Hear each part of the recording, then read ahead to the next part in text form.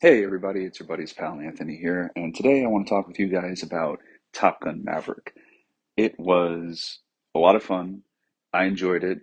There's a couple of pills you got to swallow before you can really just sit down and enjoy and immerse yourself in the movie. But once you take those pills, the movie is a blast from start to finish. Steve, roll that intro, please.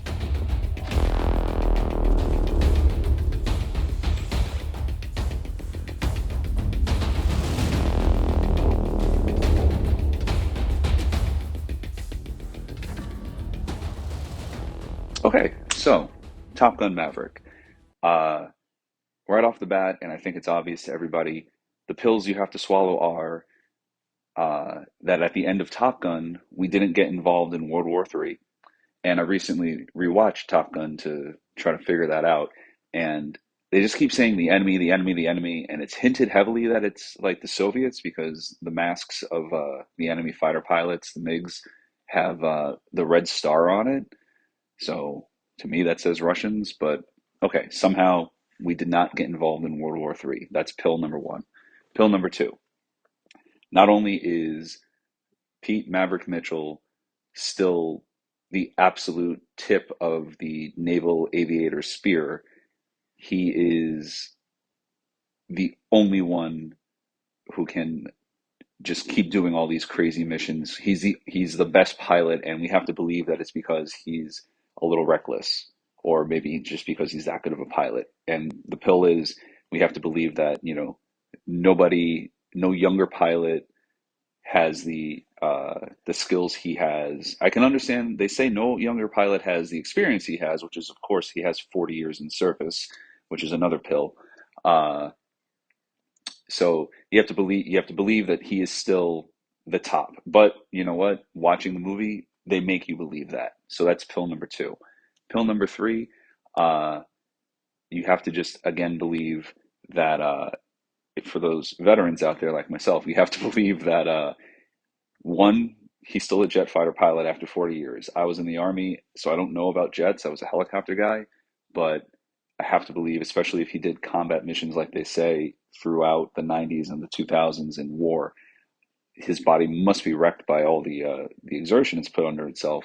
But hey, he's Tom Cruise, he's Pete Maverick Mitchell. Somehow he's still flying. Somehow he didn't get kicked out for dodging promotions to keep flying, which I'm pretty sure in reality is uh, a no-no. I'm pretty sure you're a malingerer at that point, and I think they would actually kick you out. I know they would do that on the enlisted side of things where I was. I think they do that on the officer side of things. If you don't keep advancing in rank, it's like, okay, well, you have to get here or you can get out.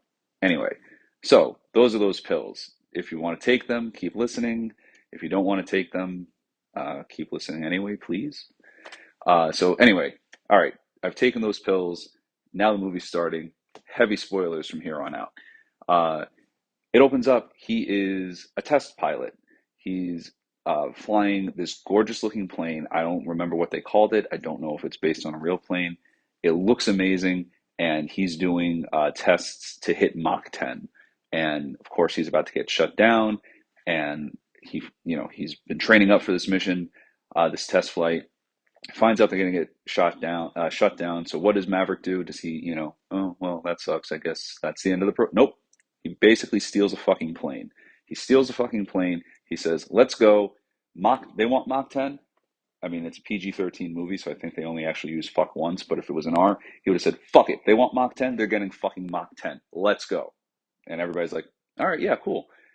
Again, maybe that's like a half pill you got to take because I'm pretty sure nobody would do that in real life. But whatever. It's the movie. I'm enjoying it at this point. Fucking A, Maverick, do your thing. Uh, Ed Harris is in there for a minute, and it's a good little cameo. I like how they had like famous people in this, and like they used them properly. It still is the new Cruise movie, and Cruise obviously, but throwing in the classic characters, some famous new guys, it worked. Uh, Maverick hits Mach 10. Mach 10 is not good enough for Maverick. He decides to push it to Mach 10.2, which is what his ground crew chief said, please don't do. Hit 10, come home. Maverick can't settle. Maverick does everything a little bit much. Boom. Mach 10, plane explodes. He walks away fine. somehow, some way. He's fucking Maverick. You can't kill this guy. And they make that joke in the trailer and in the movies, like 40 years of service, you just refuse to die. He cannot die. Uh, Too bad about Goose. So anyway, this little stunt gets him sent back to Top Gun because they mention and they eventually tell you, your guardian angel's looking out for you. His guardian angel, folks, Iceman. They buried the hatchet after their class of Top Gun, and they're I don't know if I want to say best friends.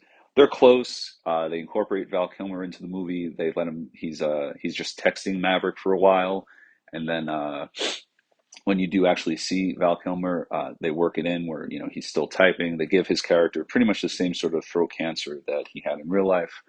Uh, anyway, so he's getting sent back to Top Gun because there is a new mission that they can't get drones to use to fly to bomb. They can't just drop one from space because I guess that's a thing, right? I mean, he gets there, gets back to Top Gun, he gets briefed on the mission, and they're shit like John Hamm's character is shitting on him. He doesn't want him back there. It's the same button heads type of thing. Uh, Maverick is all like, "All right, yeah, I can do this. It's gonna be tight. I'll have to pick my guys." Blah blah blah. John Hamm's like, "Whoa, whoa, whoa, no!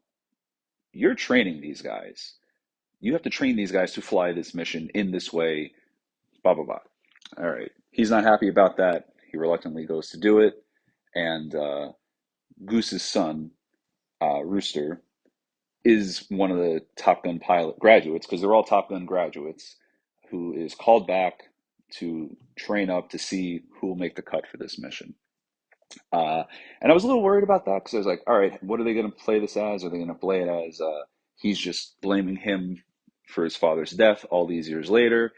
Uh, I think there might be a little bit of that going on, but really the main thing is you find out that Maverick pulled Rooster's papers to the Naval Academy to become a pilot, and he eventually got in, but it was years later, so he's pissed off at him because he just did that. And you're saying to yourself, well, why the hell would he do that? He loves flying, all this other shit. You find out that it is a request he honored from Rooster's mother, played by Meg Ryan, who you don't see. So that's why he did it. So it's there's emotion there because Rooster fucking hates Maverick because of what he did. He does, which is great. Hate him for pulling your Academy papers. Maybe a little. I only saw it once, so you'll have to forgive me. I feel like the Academy was the sticking point. It wasn't like, oh, you killed my father. It was, no, you fucked my career. I wanted to fly. I wanted to be like Dad, and you fucked me, Uncle Pete. Uh, yeah. Anyway, so training doesn't go well.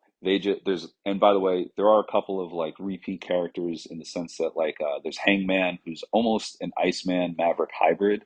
Like he's a really good pilot. He doesn't have the emotional hangups as Maverick in the first one, uh, but he is like he is a Maverick in that sense. But he's also Iceman. He's a really good pilot. He doesn't have the emotional hangups, so he's like a hybrid character.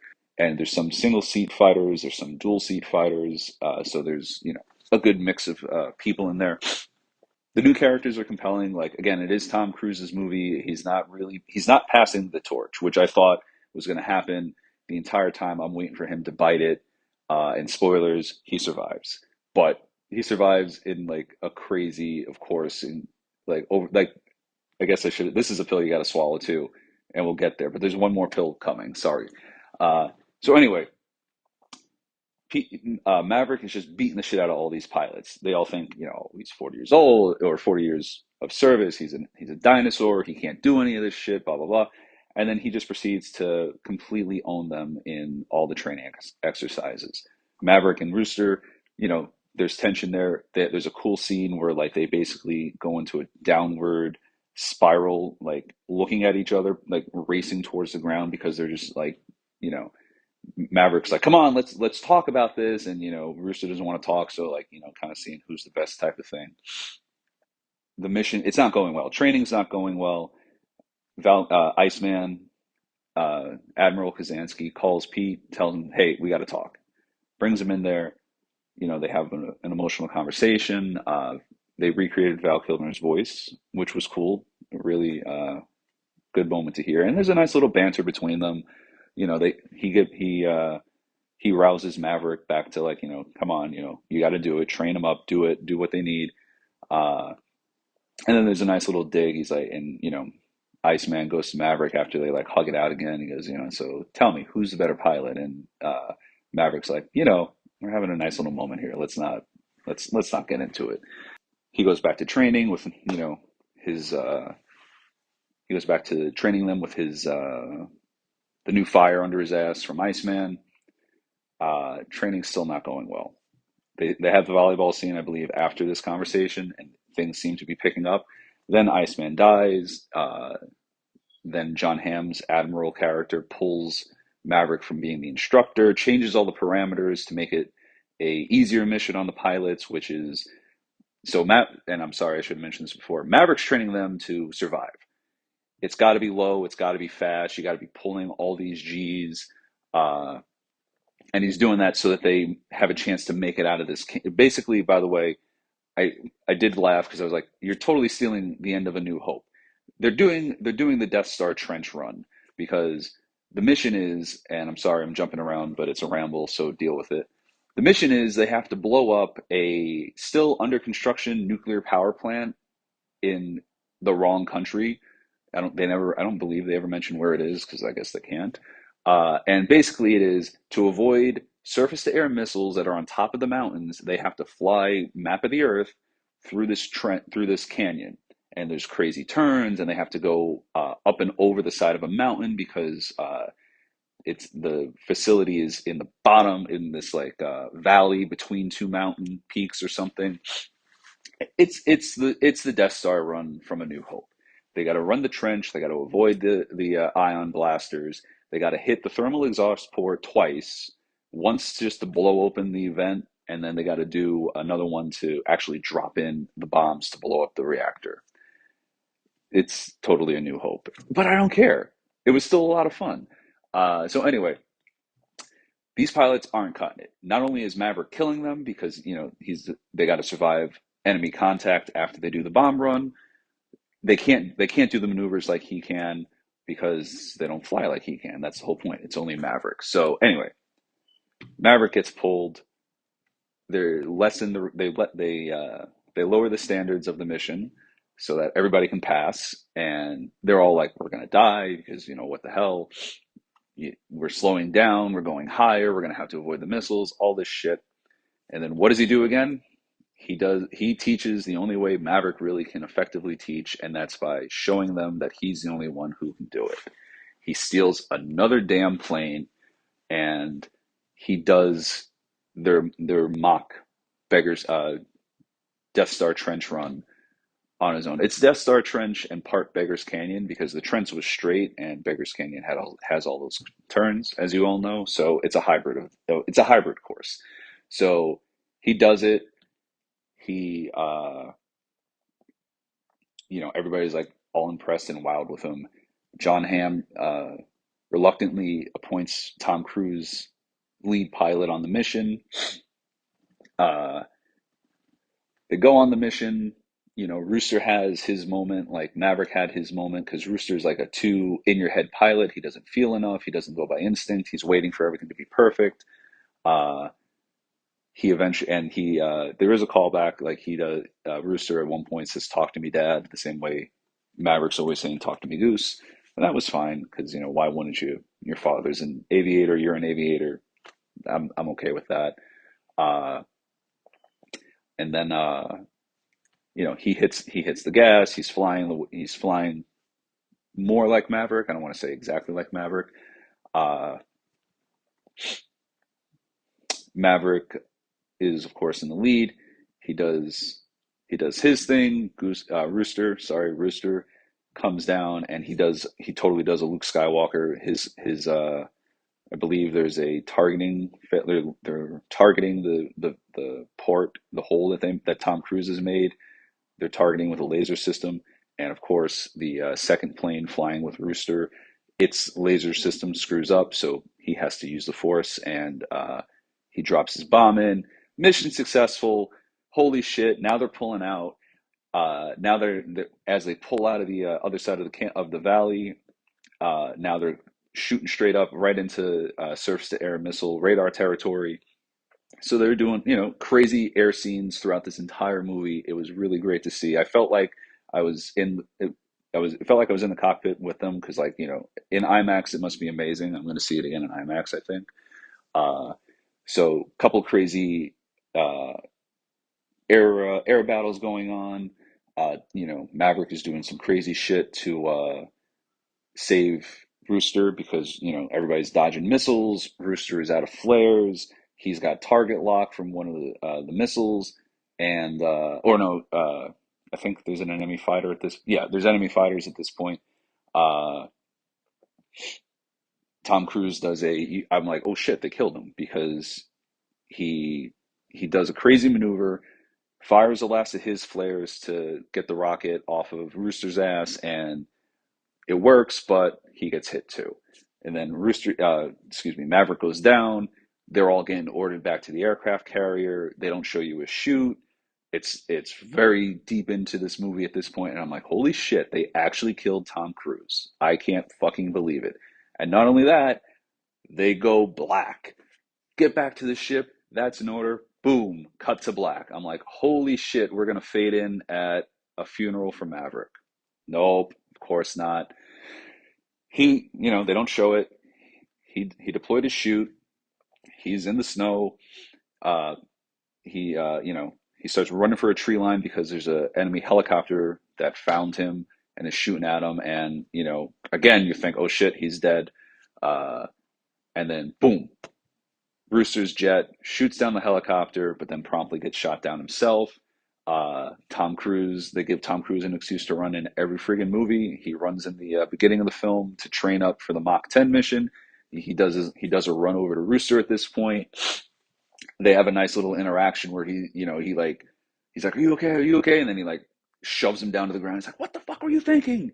What were you doing? I did that to save you." And Rooster's like, "Well, I wasn't thinking. I was just doing." And then he's like, "Oh fuck, he did exactly what I told him to do. Shit. Okay." So I didn't mention this on purpose. During the mission brief, hey, this is what the enemy has. This is the aircraft we're going to encounter. This is the surface to air missiles. They have a whole bunch of old aircraft, including a bunch of old F-14 Tomcats. Now, for those who have listened to me this long, just a quick recap. Rooster and Maverick have both gotten shot out of their jets. They are pilots on the ground. They need to get back to an aircraft carrier or they are going to get tortured and killed. What do? Do they run and hide and try to steal a radio and set up a rescue mission so that SEALs or Delta Force or somebody can come get them? Nope, nope, nope. You see it coming a mile away once you see that they survive, and I was bouncing up and down in my seat at this point. They steal a fucking F-14 Tomcat. Maverick gets back in the Tomcat. Rooster is his rear seater. Maverick and Goose, part two. It's great. You're like, what the fuck? Okay. Last aerial battle, just as much fun as anything else you've seen. They steal an enemy F-14. They're flying. They're like the radar doesn't work. The radio doesn't really work.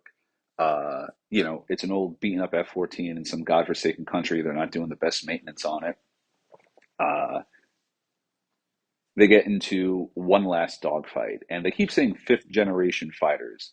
So, like throughout the film, you have a fifth generation fighter versus an F-14 from I don't know when they were produced. I should look it up. Steve, throw a graphic in, please. Uh, they're flying along. They try to do like, hey, no, we're on your side. Like they're pointing at their headsets to the fifth gen pilots, being like, oh, I can't hear you, I can't hear you. Fifth gen pilots are giving them hand signs. Maverick's like, Rooster's like, you know what that means? He's like, I have no idea. More hand signs, more hand signs. I got nothing. Oh shit. Okay, what are we gonna do? Well, here we go. Dogfight time. Rooster kind of gives Tom Cruise a pep talk at this point because he's like, Maverick is just like, when I tell you to, just eject. These are fifth gen fighters. We're in the F-14. Blah blah blah. Rooster's like, well, don't think about surviving. Just like don't think about what to do. Just do it. So he turns it right back around on himself, and he's like, okay.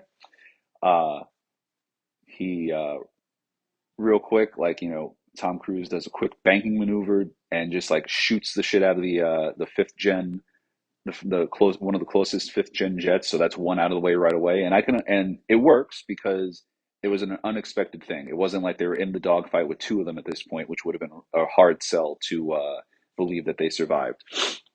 So anyway, that's one down on the ground. The fifth gen is the other fifth gen is now like going to attack. They're in a dogfight now. Uh, they totally stole a move from Hot Shots, which I saw a interview with Tom Cruise, and Tom Cruise was like, "Oh yeah, I saw Hot Shots. I love it. It was great." In Hot Shots, they do a move where Charlie Sheen's Topper Harley makes whatever jet they're flying basically cartwheel in the sky, and I swear it was the same maneuver that the fifth gen plane did, and they're right back on them. And it's fun in the cockpit. Like there's some unintentional uh, throwbacks because Rooster is screaming, "Come on, Mav, do some of that pilot shit," which is exactly what his father said in the training course. Uh, it's definitely like they don't play it like really that Cruz ever has the upper hand, which he shouldn't in that thing. It's just his skill versus the new pilot. Uh, and I can't do it justice if I try to explain the whole thing. It was just a really fun scene, really great movie. Uh, and then they're flying out, and it's like, all right, this is it. They actually do at one point. It might have been earlier in this point. They do try ejecting, but the system doesn't work, so they're just pretty much screwed. And at this point, um, Hangman's character, who was not chosen to actually do the bombing run, he was in I guess, the support fighter. He appears and shoots down the last fifth gen, and there you go. And at that point, of course, Rooster figures out how the hell, like, there was a blown circuit breaker, resets that. They got communications back and all this shit. So now Tom Cruise and Rooster, they fly home. It's another scene at the end. Everybody's happy and clapping on the aircraft carrier. Uh, their relationship is repaired. Like, in the end, you see Rooster and Maverick working on the P-51, which is, of course, Tom Cruise's actual fucking plane. Uh, and Jennifer Connelly's the love interest in the movie is, in fact, they didn't have to, but they did, and it's fine. If you remember the first one, the admiral's daughter that Maverick got in trouble for doing a high speed maneuver with is you find out they're like off and on love interests throughout the years, and so Maverick and Rooster are working on the plane, and then she shows up, and they go out and have a nice little plane ride off into the sunset.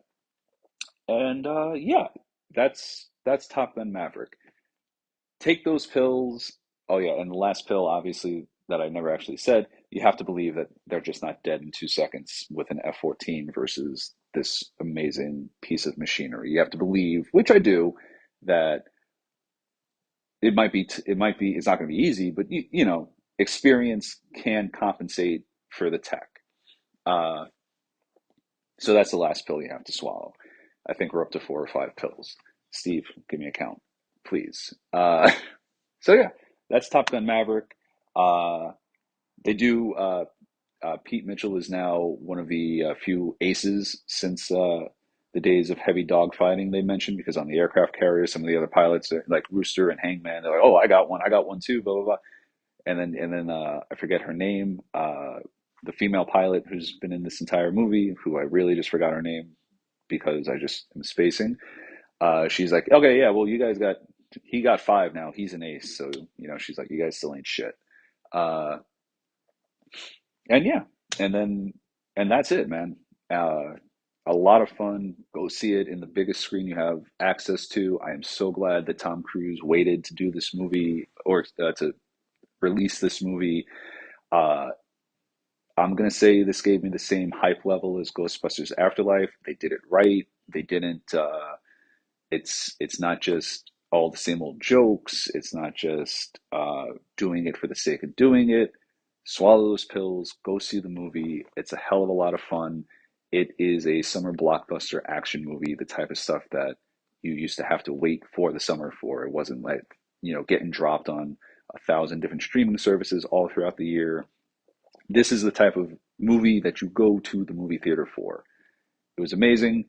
I am really going to try to go and see it in IMAX if I can. If I can't, I really will try to. I do want to see it one more time on the big screen because it is just that good of a good. It's that good looking and it's that enjoyable of a movie to where I don't mind spending the money again. So, thank you all for sticking with me through this. Uh, Links below for merch. Hey Archer, Thursdays, 8:15 in the PM. Uh, Tune in. We have rambles, we have snaps, we have Hey Archer, we have toy hunting, we have unboxing. We got a lot going on. Talk to you on the next one. Bye.